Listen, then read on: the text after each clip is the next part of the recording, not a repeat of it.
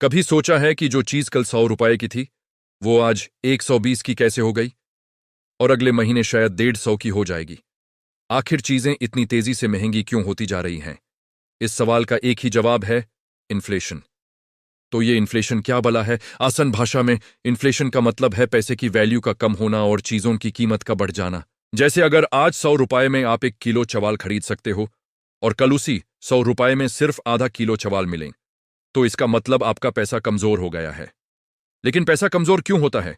इसकी सबसे बड़ी वजह है मार्केट में ज्यादा पैसा और चीजें कम। जब सरकार या सेंट्रल बैंक जरूरत से ज्यादा नोट छाप कर मार्केट में डाल देता है तो पैसा बहुत आम हो जाता है, और जो चीज आम हो जाए उसकी कीमत गिर जाती है। एक छोटा सा एग्जाम्पल समझिए।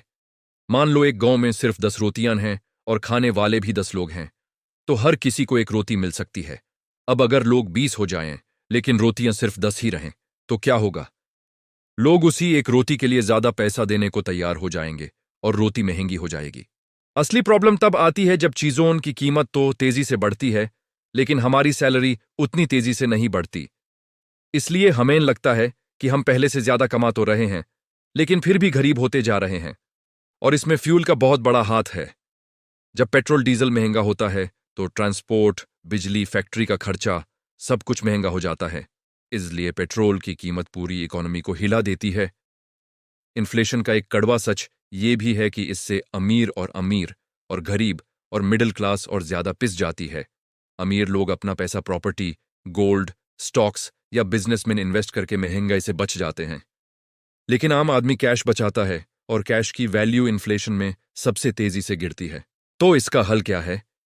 इकोनॉमिक्स के हिसाब से पैसे की छापें कम होनी चाहिए और देश में चीजों की प्रोडक्शन बढ़नी चाहिए ताकि लोगों को जॉब्स मिले।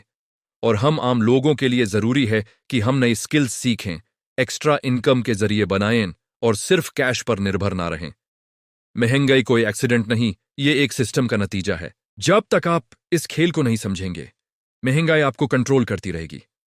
अगर आपको ये वीडियो पसंद आया तो लाइक जरूर करना और ऐसी ही जानकारी के लिए चैनल को सब्सक्राइब करना मत भूलना। धन्यवाद।